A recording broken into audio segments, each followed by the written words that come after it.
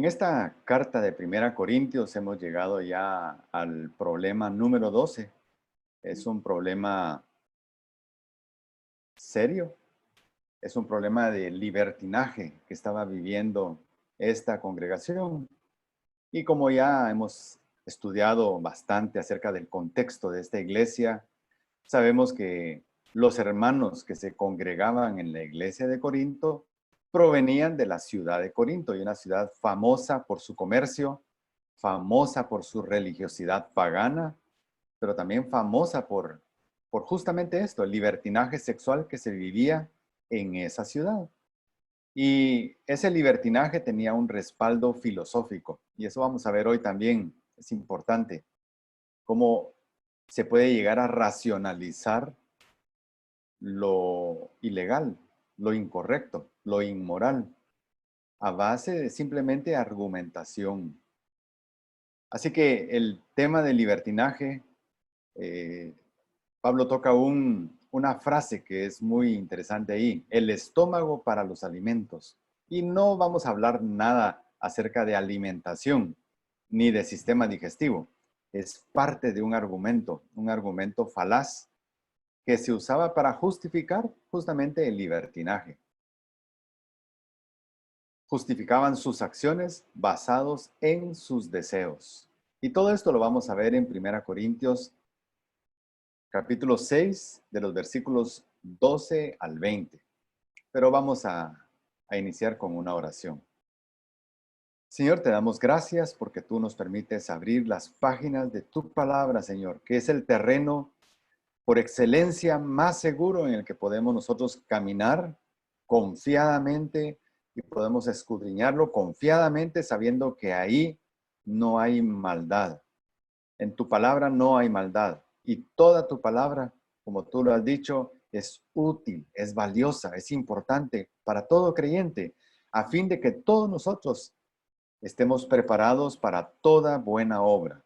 Así que hacemos bien en venir a tu palabra y en meditarla versículo por versículo, lo más profundo que nos es posible, y siguiendo por lo menos la objetividad, la observación, para tener una interpretación recta y no torcida de tu palabra. Ayúdanos, Señor, en ese propósito el día de hoy, y que podamos escudriñar este problema del libertinaje que existía en Corinto, y si es un problema que hay en nosotros y nosotros racionalizamos a base de argumentos o lo justificamos, que tú nos hables hoy, Señor, para erradicar totalmente esa práctica de nuestra vida, o de nuestras congregaciones, o de nuestra familia. Te lo pedimos, Señor, y te lo agradecemos desde ya en el nombre de Cristo. Amén. Vamos a leer la base bíblica que está en 1 Corintios, capítulo 6, y vamos a leerla completa. Así es más fácil captar el sentido. Dice: todas las cosas me son lícitas, pero no todas son de provecho. Todas las cosas me son lícitas, pero yo no me dejaré dominar por ninguna. Los alimentos son para el estómago, y el estómago para los alimentos, pero Dios destruirá a los dos. Sin embargo, el cuerpo no es para la fornicación, sino para el Señor, y el Señor es para el cuerpo. Y Dios, que resucitó al Señor, también nos resucitará a nosotros mediante su poder. ¿No sabéis que vuestros cuerpos son miembros de Cristo? ¿Tomaré acaso los miembros de Cristo y los haré miembros de una ramera? De ningún modo. ¿O no sabéis que el que se une a una ramera es un cuerpo con ella? Porque él dice: los dos vendrán a ser una sola carne. Pero el que se une al Señor es un espíritu con él. Huid de la fornicación. Todos los demás pecados que un hombre comete están fuera del cuerpo, pero el fornicario peca contra su propio cuerpo. ¿O no sabéis que vuestro cuerpo es templo del Espíritu Santo, que está en vosotros, el cual tenéis de Dios, y que no sois vosotros? Pues por precio habéis sido comprados. Por tanto, glorificad a Dios en vuestro cuerpo y en vuestro espíritu, los cuales son de Dios. Ese es el texto del día de hoy y ese es el texto sobre el que estamos meditando y vamos a meditar acerca de este tema de libertinaje. Todas las cosas me son lícitas, pero no todas son de provecho. Aquí está Pablo usando la palabra todas en una forma un poco exagerada. Realmente no todas las cosas me son lícitas. Y cuando habla de lícito, está hablando en dos sentidos. Está hablando de lo correcto para Dios, pero incluso también de lo correcto según el mundo. E incluso también el mundo tiene límites. No todo es legal. No todo lo que se me ocurra que pueda hacer es legal. Pero Pablo está hablando acá en el sentido de cosas que Dios no admite, pero que la ley sí las admite. Entonces, cuando habla de todo, se está refiriendo a esos excedentes que Dios no acepta, pero las leyes sí los aceptan. Ese grupo de actividades es de lo que Pablo está hablando aquí cuando dice todas las cosas me son lícitas. Y especialmente, como el tema principal es el libertinaje, mucho libertinaje era lícito, o sea, era legal, legalmente correcto, pero no era agradable a Dios. Y tenemos que pensar en estos detalles. No necesariamente lo que es legal agrada a Dios. Y muchos creyentes se ufanan de que ellos hacen todo lo que las leyes les permiten hacer. Y ahí tenemos que tener mucho cuidado cuando usamos esa posición filosófica. Yo voy a hacer todo lo que la ley me permite hacer. Muchas cosas la ley me permite hacer, pero no son correctas a los ojos de Dios. No necesariamente lo que es legal nos conviene. Y lo que hoy es legal, mañana puede ser, eh, lo que hoy es ilegal, mañana puede ser legal y viceversa. Entonces, es como si yo me ciño a lo que las leyes dictan como legal, puedo estar cometiendo un error en el sentido del enfoque de Cristo acerca de lo correcto y de lo incorrecto. Por ejemplo, miremos algunos casos del contexto greco-romano. Ese contexto promovía legalmente muchas abominaciones. La prostitución sagrada, por ejemplo, que llevaba a la inmoralidad sexual, era legal. De hecho, se podría practicar y se promovía la prostitución sagrada en la ciudad de Corinto. Entonces uno puede decir, ¿pero eso es legal? Sí, pero no agrada a Dios. Pero es legal, pero no agrada a Dios. Entonces ahí tenemos que pensar acerca de nuestra lealtad. ¿A quién debemos lealtad con prioridad? También la idolatría al César. No solo era legal, sino era promovida por Roma. El César era considerado un dios. La idolatría al César y otras deidades paganas eran legales, pero no eran agradables a Dios. El abuso en contra de los siervos y de los esclavos, tomándolos como objetos y descargando toda mi ira sobre ellos, era legal, porque eran una propiedad y con una propiedad se podía hacer lo que uno quisiera. Muchas cosas legales no nos convienen. Muchas cosas legales nos pueden llevar a perder el dominio propio. Así que todas las cosas me son lícitas, pero no todas son de provecho. Debemos cumplir con todo lo legal siempre que, y ahí es importante hacerse esas preguntas. ¿Debemos cumplir con todo lo legal? Sí. Tampoco estamos promoviendo la anarquía. Yo no respeto ninguna ley humana porque yo me rijo solamente a lo que la Biblia dice y no tengo nada que ver con este mundo. Momento. Ahí estoy contradiciendo la misma Biblia. Yo debo cumplir todo lo legal, pero tengo límites. ¿Cuáles límites? Por ejemplo,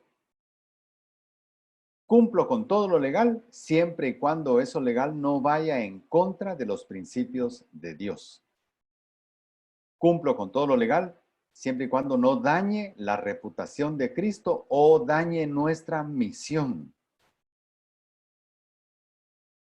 Mientras no incite nuestros deseos pecaminosos, mientras no nos exponga a perder el dominio propio, mientras no dañe al hermano débil en su fe. Si algo es legal, pero daña a mi hermano que es débil en su fe, no lo voy a hacer. Aunque sea legal, aunque sea mi derecho, aunque yo tenga todo de mi parte para poderlo hacer, no lo voy a hacer. Así que estos son límites que marcan hasta dónde yo hago lo que es legal, lo que está en las leyes. Tenemos una lealtad condicional hacia lo legal, hacia las leyes, pero tenemos una lealtad incondicional hacia Cristo. Y eso ya va dándole un marco mucho más coherente a lo que nosotros hacemos o no hacemos. Por otro lado dice, todas las cosas me son lícitas, pero yo no me dejaré dominar por ninguna. Lo legal no es lo que gobierna mi vida. ¿Quién gobierna mi vida? Cristo. Cristo es el que gobierna mi vida por medio del Espíritu Santo. Y eso, si yo se lo permito.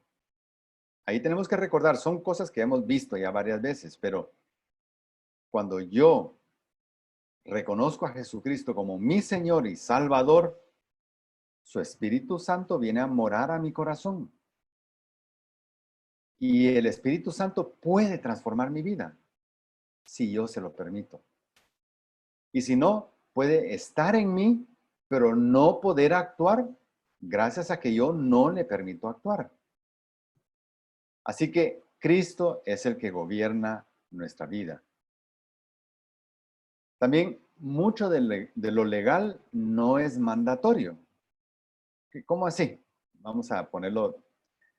Es legal fumar si yo tengo más de 18 años. Es legal tomar, por lo menos en mi país, si yo tengo más de 18 años o tengo más de 21 años, depende del país o el contexto. Si yo soy mayor que esa edad, ¿es legal ingerir bebidas alcohólicas? Sí. Ahora, ¿es mandatorio que yo debo ingerir bebidas alcohólicas porque ya tengo la edad correcta para hacerlo? No. Muchas cosas que son legales no son mandatorias. Entonces, yo no estoy obligado a cumplir todo lo legal, porque mucho de eso no es obligatorio cumplirlo. Pero también existe lo que es legal, pero también es mandatorio. Y eso sí lo debo hacer si no se opone al carácter de Dios. Por ejemplo, debo detenerme en una esquina si el semáforo está en rojo. Eso es legal y es mandatorio. Si yo no obedezco eso, me puedo chocar o puedo exponer a alguien más a un accidente. Ahora, ¿eso se opone al carácter de Dios? De ninguna manera. Es obediencia a algo que pone orden, algo que evita muertes, que evita accidentes. Entonces lo debo hacer. Pero debo rechazar lo que sea legal y mandatorio si se opone al carácter de Dios. Son parámetros que debemos ir adquiriendo para entender lo que sí y lo que no debemos hacer. Y eso poco a poco nos va llevando a madurez, a no necesariamente estar preguntándole a nuestro pastor, a nuestro maestro, a nuestro líder, mire, ¿será que puedo hacer esto? ¿Será que no puedo? ¿Será que debo? ¿Usted qué dice? ¿Usted lo haría? Tenemos que ir creciendo en esa capacidad de discernir. Entonces, hacemos lo legal y mandatorio si no se opone al carácter de Dios. No hacemos lo legal y mandatorio si se opone al carácter de Dios. Así de sencillo. Todas las cosas me son lícitas, pero yo no me dejaré dominar por ninguna. Los hermanos de Corinto buscaban respaldo legal y habían olvidado su lealtad a Cristo y a su palabra. No se daban cuenta de lo frágil que era su situación. No, ellos no veían la debilidad, la gran debilidad que tenían hacia las adicciones de las cuales habían salido. Y no consideraban el daño al buen nombre de Cristo, a la reputación de Cristo. No valoraban el propósito que tenían ante los incrédulos. Cuando Cristo envió a Pablo a Corinto, lo mandó con un mandato específico. Tengo mucho pueblo ahí. Y además el Espíritu Santo dotó a esa congregación de dones abundantes. ¿Por qué? Porque esa ciudad tenía una posición estratégica clave y esa congregación iba a servir a los propósitos de Dios para llevar el nombre de Cristo a muchos lugares del imperio. Pero ellos estaban olvidando ese propósito por el cual ellos habían venido al conocimiento de la verdad. Y muchas veces nos pasa a nosotros lo mismo. Nos vestimos de legalidad olvidando la integridad. Y si se dan cuenta, integridad está por encima de legalidad. A veces yo legalmente puedo evitar pagar algún impuesto, puedo evitar hacer el bien a alguien, legalmente lo puedo evitar, pero en mi integridad debo actuar no basado en la ley, sino basado en lo que Cristo manda, en sus principios. Los alimentos son para el estómago y el estómago para los alimentos, pero Dios destruirá a los dos. Aquí, aunque se mencione estómago, que es parte del sistema digestivo, o aunque se mencionen alimentos, lo que Pablo está tocando aquí no tiene absolutamente nada que ver con comida. Nada.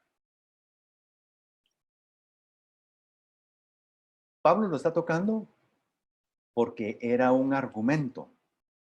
En Corinto y en la filosofía griega gustaban mucho de la argumentación filosófica. Y hay argumentaciones filosóficas que llevan a absurdos. Les voy a poner un ejemplo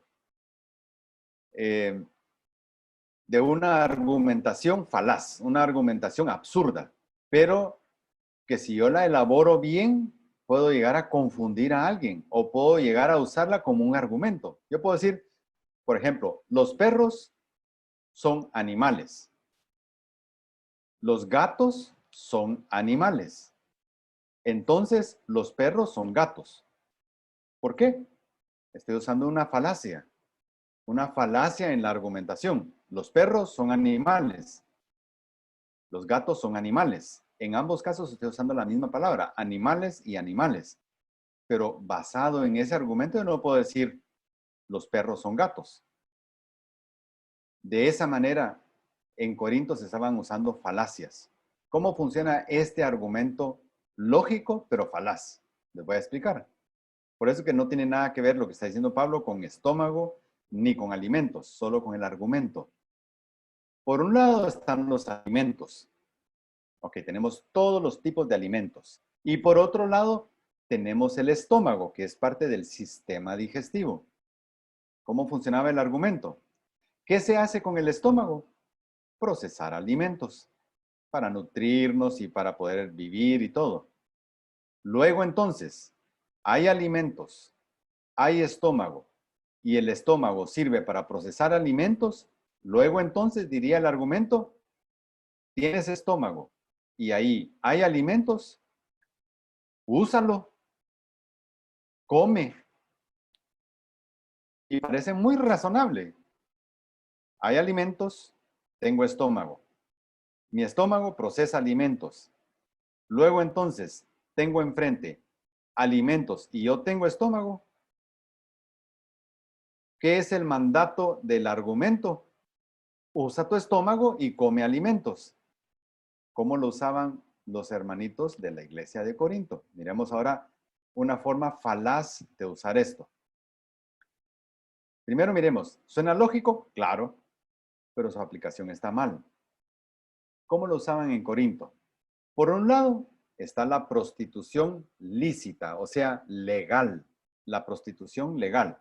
Ok, la tenemos a un lado, así como teníamos los alimentos. Por otro lado están los órganos sexuales, como teníamos el estómago. Están los órganos sexuales. Está la prostitución lícita y están los órganos sexuales que Dios nos dio a cada uno de nosotros. ¿Qué se hace con un órgano sexual? Aparte de la reproducción, de usarlo para la reproducción, se usa también para el placer sexual, para producir placer. Okay. ¿Cómo funciona el argumento? Usando el mismo argumento de los alimentos del estómago. ¿Tienes órgano sexual? Sí. ¿Y hay una prostitución que es legal? Sí. Entonces, diría el argumento, ¿qué estás esperando? Úsalo. Úsalo. ¿Por qué? Porque es lícito y tú tienes lo necesario para aprovechar eso que es lícito. Está la comida y tienes estómago. Come. Está la prostitución legal y tienes órgano sexual. Úsalo. Ese es el tipo de argumento que se está usando acá. Y se dan cuenta, no tiene nada que ver con los alimentos, solo con la manipulación de un argumento filosófico para llevarme a mí a racionalizar que hacer fornicación está bien, pero no está bien. Parece que está bien, pero no está bien. ¿Dónde está la falacia? La mera existencia del instrumento o de la capacidad de hacer algo no justifica la acción, aunque esta acción sea lícita. Lo mismo diríamos del licor, por ejemplo. ¿Hay venta legal de bebidas alcohólicas? Sí. ¿Tengo yo la capacidad de abrir una botella y tomarla? Sí. Ok, hay bebidas legales y tú tienes la edad legal. Hay bebidas legales, tú tienes la capacidad y también tienes la legalidad para hacerlo. Entonces, hazlo. Eso diría el mundo. Dale rienda suelta a tus apetitos, siempre y cuando tus apetitos, y ellos por lo menos estaban tratando de enmarcarse en lo legal. No estaban yéndose hacia lo ilegal, estaban enmarcándose en lo legal. Pero ni siquiera lo legal es un parámetro justo para nuestras vidas. No justifican la acción. El hecho de tener la capacidad o tener el instrumento o que algo sea legal no justifica la acción. No es así entre nosotros, los salvos. Nosotros nos regimos por otro código y ese código tiene nombre. Se llama Cristo. En Eclesiastés 11:9 dice estas palabras. Alégrate, joven, en tu mocedad y tome placer tu corazón en los días de tu juventud. Sigue los impulsos de tu corazón y el gusto de tus ojos, mas debes saber que por todas estas cosas Dios te traerá a juicio. ¿De qué está hablando ahí? Tienes deseos y hay cosas legales que puedes hacer. Puedes darle rienda suelta a tus deseos y hacer todo lo legal, pero recuerda, de todas esas cosas, Dios te traerá a juicio. ¿Quién juzgará si lo que hiciste? No va a pensar ahí en ese juicio, Cristo, pero era legal, y lo hizo, pero era legal, no había problema. No, él tenía luz. La luz estaba en mi palabra, la que yo dejé para que dictara sus vidas.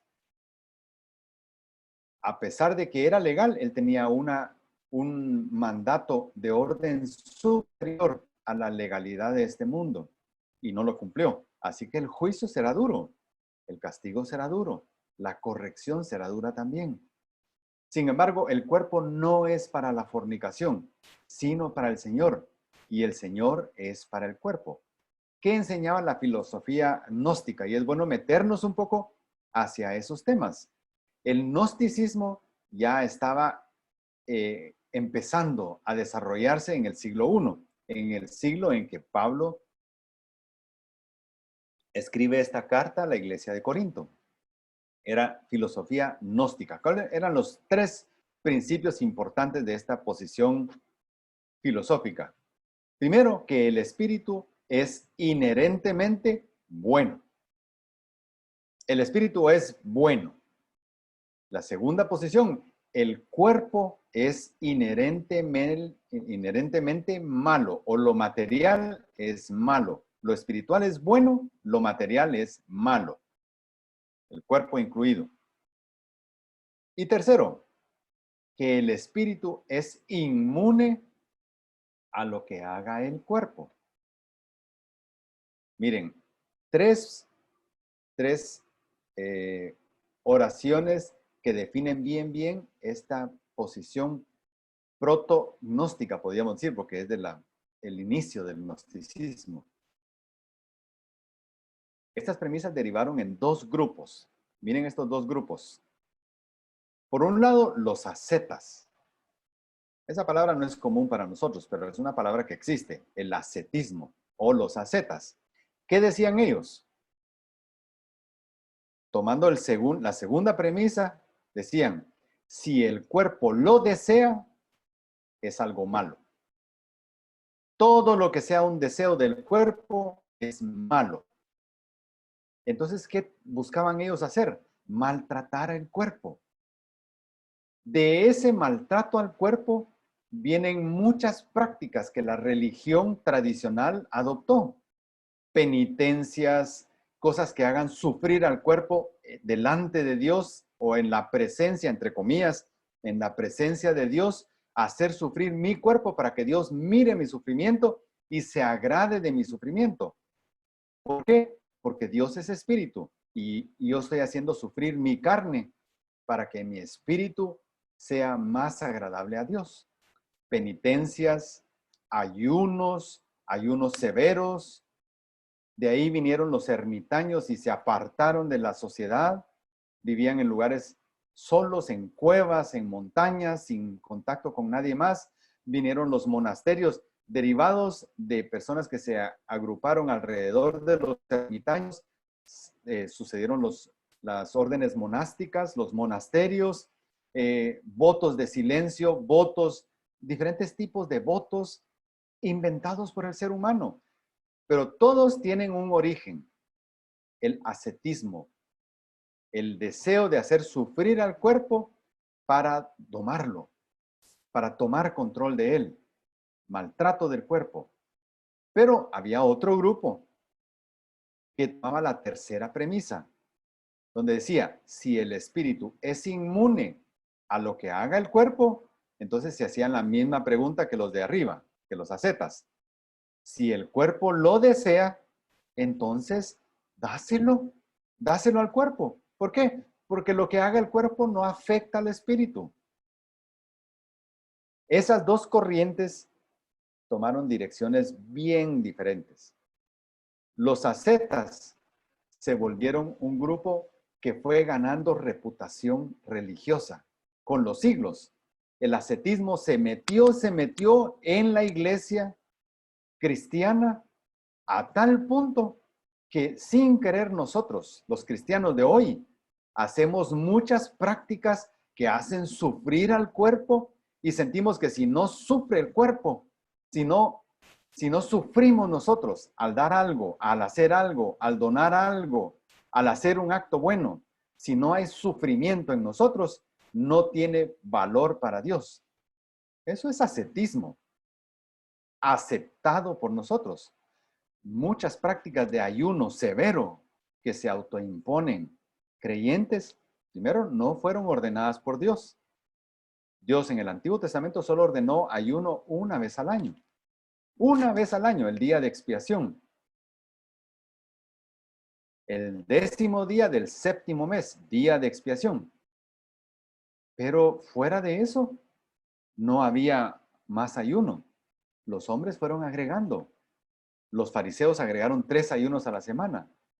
El ascetismo ganó reputación religiosa, ganó reputación de piedad. Pablo toca ese detalle en la carta a los Colosenses, y aunque el ascetismo no era el problema de la iglesia de Corinto, porque el problema de ellos era el otro, los antinomianos, los libertinos.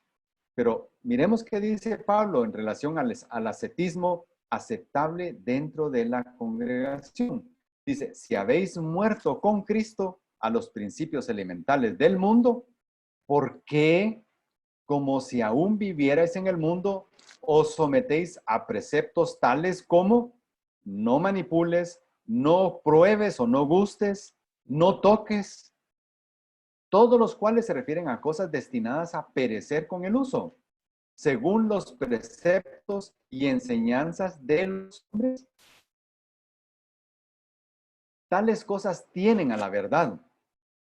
Y aquí es donde viene la aceptación del ascetismo como algo que tenía apariencia de piedad. Dice, todas tales cosas tienen a la verdad la apariencia de sabiduría en una religión humana, en la humillación de sí mismo y en el trato severo del cuerpo. Pero, y aquí está el punto clave, pero carecen de valor alguno contra los apetitos de la carne. Por eso es que aunque Ermitaño se fuera a una cueva y viviera solo toda su vida y no se cortara el pelo, no se bañara, no hiciera sufrir a su cuerpo con la suciedad y con la incomodidad, de todos modos, la guerra espiritual entre los deseos de la carne y los deseos del espíritu ocurren aquí, en mi cabeza, en mi mente. Ahí es donde ocurren las grandes batallas espirituales entre estar pensando lo malo y desear hacer lo malo y contenerme y no hacerlo. Ahí es donde se da mucho de la guerra espiritual. Entonces, por más que la gente se aislara, se arrinconara en un monasterio, de todos modos seguía viviendo con este problema. Pero eso sí, ante toda la humanidad tenía una alta reputación lo que estaba haciendo ese ermitaño. O la persona que se lastimaba mucho el cuerpo o que se hacía sufrir, ganaba reputación para el mundo, para la religión, desde el punto de vista del mundo, pero no para Dios, ni podía controlar los apetitos de la carne.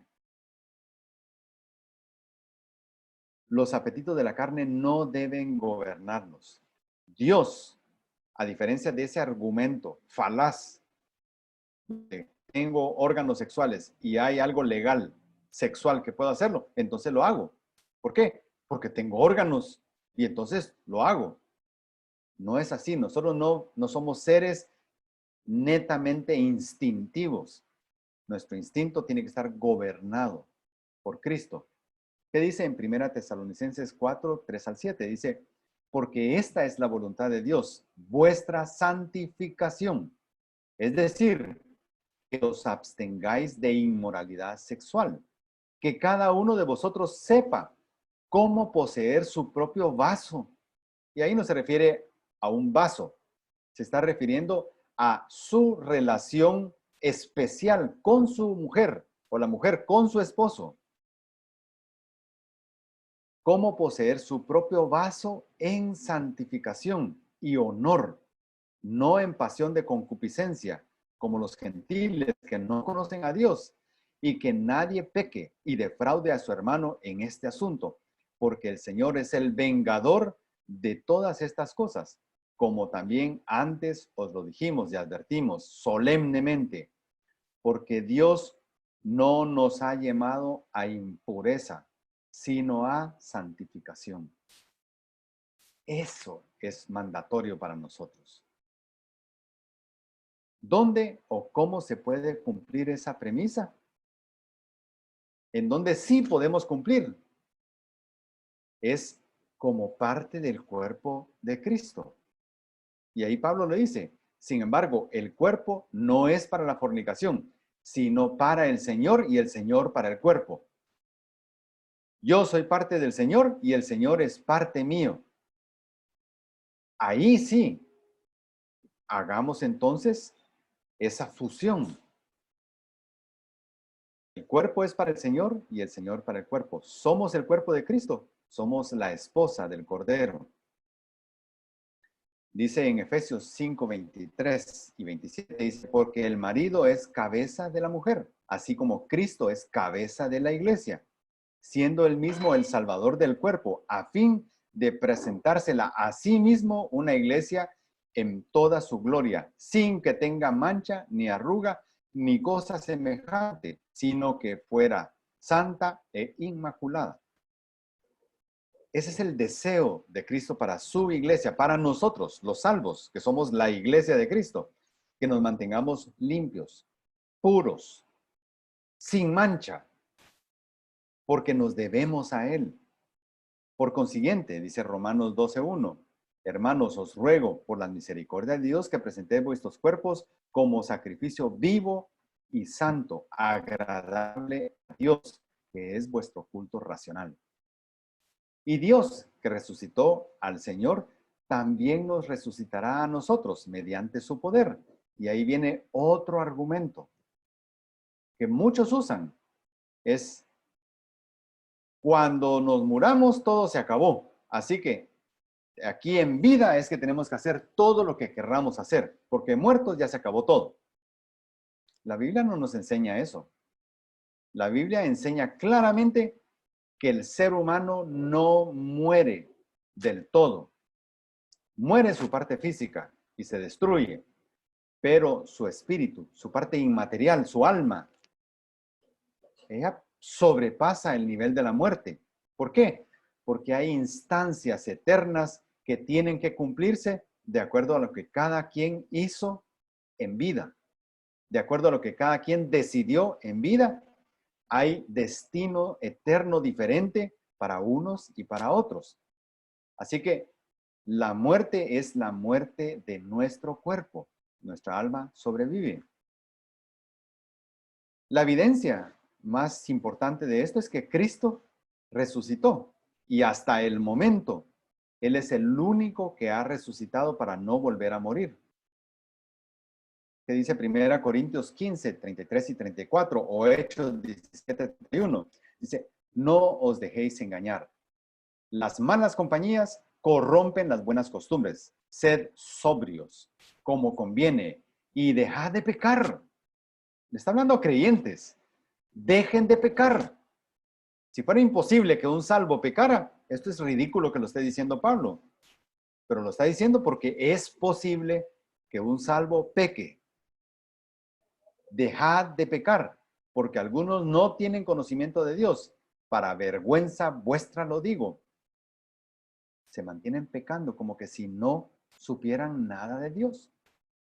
Porque Él ha establecido un día en el cual juzgará al mundo en justicia por medio de un hombre a quien ha designado. ¿Quién es ese hombre? Cristo. ¿Y quién es Él que estableció ese día? Dios.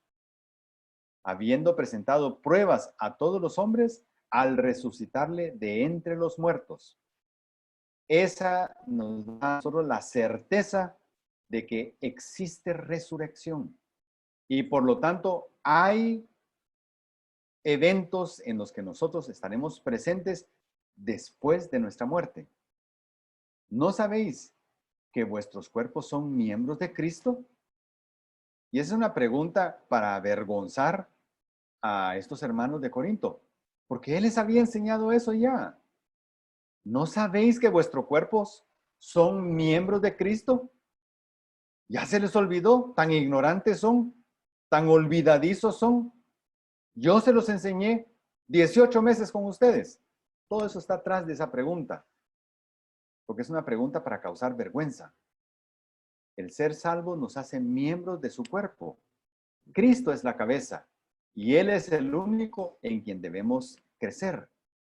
Y todo sometió bajo sus pies y a Él lo dio por cabeza sobre todas las cosas, a la iglesia, la cual es su cuerpo, la plenitud de aquel que lo llena todo en todo.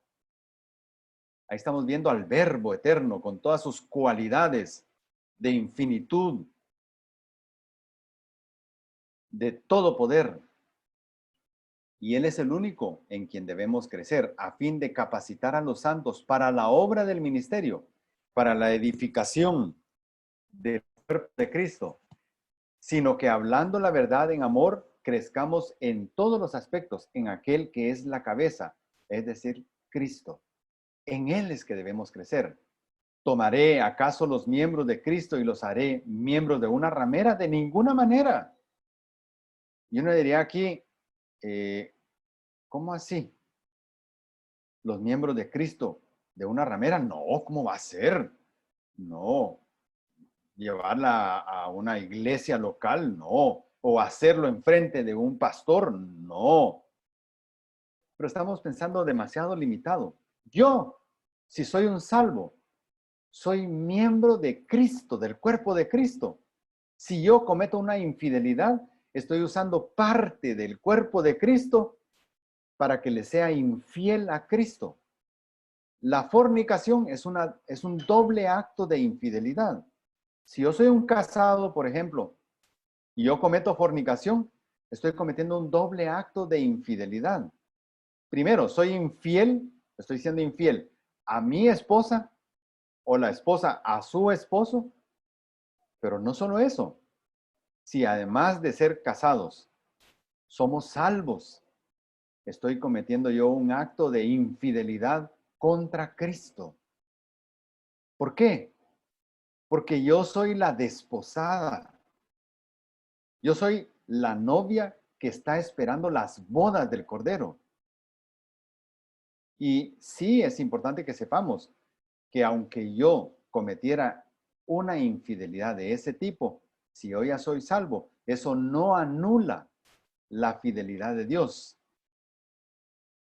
Entonces, ¿qué? Si algunos fueron infieles, ¿acaso su infidelidad anulará la fidelidad de Dios?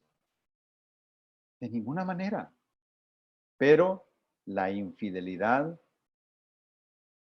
a sabiendas tiene consecuencias, ya sea consecuencias de mis actos o disciplina de Dios, pero tiene consecuencias.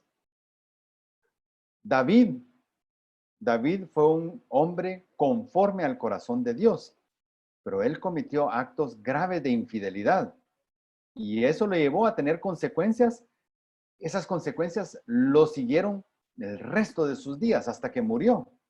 Y todavía esas consecuencias lo llevaron a que después de muerto él, años después, el reino fuera dividido y hubiera grandes problemas entre hermanos, entre familia. ¿Culpa de qué? De su infidelidad. Nuestra infidelidad tendrá consecuencias y disciplina. No os dejéis engañar de Dios, nadie se burla, pues todo lo que el hombre siembre, eso también segará. Hay consecuencias. No nos quita Dios las consecuencias, no. Mire, hermano, es que yo pequé, pero ya le pedí perdón a Dios, sí. Pero si producto de ese pecado nació un niño, eso no desaparece. Ese va a seguir ahí toda la vida.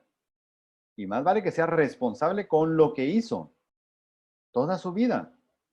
Las consecuencias no quitan. Somos de Cristo y debemos ser fieles a Él por amor. ¿Cómo entonces iba yo a hacer esta gran maldad y pecar contra Dios? ¿En qué momento nos estamos yendo ahí? Génesis 39:9. ¿Saben qué momento es? Es José, un esclavo comprado en el mercado de esclavos, que está trabajando como esclavo, como siervo, en la casa de Potifar. Potifar es su dueño. No es ni siquiera una persona, según el contexto de ese entonces. Un esclavo era una cosa. Pues esa cosa llamada José estaba frente a la esposa de su dueño, exigiéndole que se acostara con ella. José podría haber pensado, ya estoy lejos de mis papás, quizás me dan por muerto, no he vuelto a ver nada que tenga relación con Jehová, nada acerca de mi gente. Aquí nadie sabe de dónde vengo. Soy un esclavo. Hasta cierto punto soy irresponsable. Yo soy irresponsable porque hago lo que me piden hacer. El responsable es el que me pidió hacer algo. Yo no soy responsable. Eso podría haber racionalizado José y decir, bueno, no se mira mal la señora, me está pidiendo que me acueste con ella y yo estoy en una condición en la que no tengo la posibilidad de poner condiciones, soy un esclavo. Podría decir, bueno, hagámoslo.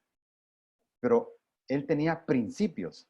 Y lo más interesante es que él fue vendido cuando tenía apenas 16 o 17 años. O sea, todo lo que él conocía de principios de vida fue lo que él aprendió desde los 0 a los 16 o 17 años. Y con eso se fue para Egipto, vendido como un esclavo. Pero eran principios tan profundos en su corazón que él era capaz de decir frente a ese momento difícil de tentación, dice, ¿cómo entonces iba yo a hacer esta gran maldad y pecar contra Dios? Ya no es ni siquiera iba a ser algo ilegal, no, porque sería legal. Hacerlo sería legal porque su dueña se lo está pidiendo y él es una cosa, pero no sería íntegro hacerlo delante de Dios. Él rehúsa por su integridad. De la misma manera nosotros debemos rehusar hacer algo, aunque sea legal, si no va con el carácter de Dios, debemos rehusar hacerlo. No digamos, por supuesto, lo que es ilegal. Todo aquello que contradiga el carácter de Dios, no debemos practicarlo. ¿O no sabéis que el que se une a una ramera es un cuerpo con ella? Porque él dice, los dos vendrán a ser una sola carne. Y uno podría decir, pero eso estaba reservado, eso lo dijo Dios cuando creó a Adán y Eva. Y dijo, dejará el hombre a su padre y a su madre y serán, y a su padre y a su madre y se unirá a su mujer y serán una sola carne. Dios lo dijo, pero en relación al matrimonio. Ajá. Pero ¿saben una cosa? Ese mismo principio aplica en cualquier unión sexual. No solamente de la pareja, marido y mujer, sino en cualquier relación sexual ocurre esa fusión en una sola carne. Lamentablemente, así ocurre. Muchas relaciones son ilícitas. La unión sexual en el matrimonio es un mandato de Dios. No hay nada sucio, no hay nada morboso en una relación lícita de acuerdo a lo que Dios estableció. Nada. Gócense. El hombre puede gozar a la mujer y la mujer puede gozar del hombre tranquilamente si están dentro del matrimonio. Es un mandato de Dios. Por tanto, el hombre dejará a su padre y a su madre y se unirá a su mujer y serán una sola carne. Génesis 2:24, al principio de la creación del ser humano. La unión sexual nos funde en un solo ser, ya sea una relación lícita dentro del matrimonio o una relación ilícita de fornicación. En ambos casos ocurre esa fusión y debemos evitarlo. De la misma manera ocurre con Cristo. Si somos la iglesia, la desposada del Cordero, cuando nos unimos a Él, nos hacemos uno con Él. Y aquí es importante ver un poquito sobre el contexto judío. El judío no decidía casarse, se casaban y de una vez se unían. Había un proceso más largo. Y primero se declaraban el interés mutuo y entonces era desposada la mujer a su esposo y el esposo ya era también, tenía una obligación con su esposa. No habían consumado el acto sexual, o sea, el acto de fusión sexual, pero ya se debían lealtad uno y fidelidad uno al otro. Esa es la condición de la iglesia hoy con Cristo. Somos desposados del Cordero. ¿Por qué? Porque las bodas del Cordero todavía no han ocurrido. Y la cena de las bodas del Cordero tampoco han ocurrido. Pero ya estamos reservadas para el Cordero, reservados como la esposa para el Cordero. Por lo tanto, le debemos lealtad al Cordero, a Cristo, aunque aún no se haya consumado la boda. En Mateo 1, 18 y 29 dice, el nacimiento de Jesucristo fue como sigue, estando su madre María desposada con José, antes de que se consumara el matrimonio, se halló que había concebido por obra del Espíritu Santo. Perdón, es el 19. Y en el 19 dice, y José su marido, siendo un hombre justo y no queriendo difamarla, quiso abandonarla en secreto. ¿Por qué? María sabía y José sabían que no se había consumado la unión sexual entre ellos, pero ella estaba embarazada. José no sabía qué había pasado exactamente, solo miró que ella estaba embarazada y entonces él pudo haber pedido que la apedrearan. Por la ley de Moisés hubiera ocurrido, pero él no quiso hacer eso, sino quiso abandonarla. Entonces que quedara la apariencia como que la embarazó y salió corriendo el irresponsable de ese marido. Eso iba a pensar todo el mundo por toda la vida de José, pero era por preservarle a ella la vida, porque lo único que quedaba, si él la declaraba, era que la mataran. Huid de la fornicación. No hay cobardía en huir de toda relación sexual ilícita. No afecta mi hombría huir de eso. Si yo soy hombre, no afecta mi hombría. Reserven todo su deseo sexual para el matrimonio. Pablo dice en 1 Corintios, en el siguiente capítulo que vamos a ver, por razón de las inmoralidades, que cada uno tenga su propia mujer y cada uno tenga su propio marido. Que el marido cumpla su deber con su mujer e igualmente la mujer lo cumpla con el marido. No hay ningún problema en contraer matrimonio. Aún así, yo esté dedicado a servir al Señor, puedo estar casado. El celibato no tiene una base bíblica de que deba ser así. José prefirió las consecuencias de huir antes de pecar. Sucedió después de estas cosas que la mujer de su amo, la mujer de Potifar, miró a José con deseo y le dijo, acuéstate conmigo, ya presionándolo. Pero él rehusó. Entonces ella lo asió de la ropa diciendo, acuéstate conmigo. Era una orden para un esclavo y ella no entendía por qué ese esclavo no obedecía. Mas él la dejó, le dejó su ropa en la mano y salió huyendo afuera. Huyendo. Eso debemos hacer. Todos los demás pecados que un hombre comete están fuera del cuerpo, pero el fornicario peca contra su propio cuerpo. El fornicario recibe el castigo en su propio cuerpo. El hombre decidió desobedecer a Dios y por eso Dios lo entregó a pasiones degradantes. Y aquí dice cosas terribles. Hombres con hombres, mujeres con mujeres, rienda suelta a la carne. Romanos 1, 26 y 27. ¿Por qué? Porque decidieron desobedecer a Dios. Y esa es la regla en el mundo. ¿Tienes ganas de hacerlo? Hazlo. ¿Te gusta? Hazlo. ¿Te da placer? Practícalo. Eso es lo que dicta ahora la normativa para el ser humano. Pero nosotros estamos en un nivel diferente. Nuestra normativa se funda en el carácter de Cristo. ¿O no sabéis que vuestro cuerpo es templo del Espíritu Santo, que está en vosotros, el cual tenéis de Dios y que no sois vosotros? ¿No sabéis que vuestro cuerpo es templo de Dios? Es una pregunta retórica para este grupo que ya sabía bien eso. Eran personas instruidas. No ignoraban eso. Lo miramos desde el capítulo 3, el 3:16. Porque ninguno de nosotros vive para sí mismo y ninguno muere para sí mismo.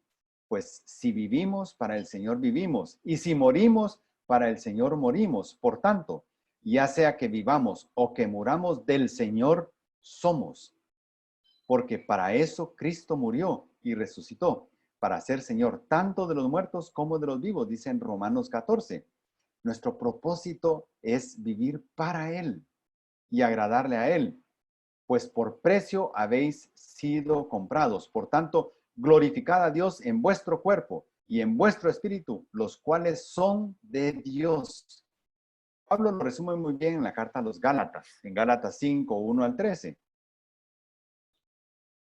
Perdón, 1 y 13. Dice, para libertad fue que Cristo nos hizo libres. Esa libertad, el pago que Cristo dio, nos hizo libres. Pero nosotros no debemos tratar nuevamente de sujetarnos a un yugo de esclavitud, sino permanecer libres. Porque vosotros, hermanos, a libertad fuisteis llamados, solo que no uséis la libertad como pretexto para la carne, sino servíos por amor los unos a los otros. ¿Cómo deshonraríamos a nuestro Señor y Salvador? Cristo pagó el precio infinito por nuestra libertad. ¿Qué concluimos entonces? Nada, ningún argumento, ninguna forma de racionalización justifica el libertinaje sexual. No hay argumento válido. Por encima de mi libertad está la lealtad a Dios. Y Cristo pagó por nuestra libertad. Seamos fieles a Él. Él pagó por nuestra libertad. Ahora somos de Él. Ahora somos de Él. Ahora somos parte de su cuerpo y Él es la cabeza. Ahora somos dulos. Dulos era el tipo de esclavo que había sido, ya le había sido dada su libertad, pero él decidía voluntariamente quedarse con su amo. Ahora somos dulos, siervos que luego de recibir su libertad deciden servir por amor y gratitud al Señor. Huyamos de toda fornicación. Huyamos de toda relación sexual ilícita. Toda, absolutamente toda, sin racionalizar ni justificar ninguna. Oremos al Señor. Señor, te damos gracias porque Pablo ha dejado esto tan claro para nosotros, para que no justifiquemos, no busquemos argumentos para explicar lo que estamos haciendo. Si algo no te agrada a ti, aunque sea legal, no lo debemos practicar, Señor. Lo entendemos ahora claramente y ayúdanos, Señor, a vivir de esa manera. No regidos por lo legal, sino regidos por tu carácter. Ayúdanos, Señor, en ese propósito. No es fácil en este mundo. No es fácil, pero se puede con el poder de tu Espíritu Santo al que nosotros le permitamos gobernar nuestras vidas. Es posible. Ayúdanos, Señor, a vivir de acuerdo a tu carácter y a dar honra a tu buen nombre en medio de este mundo que no te conoce. Te bendecimos y te alabamos, Señor, en el nombre de Cristo. Amén.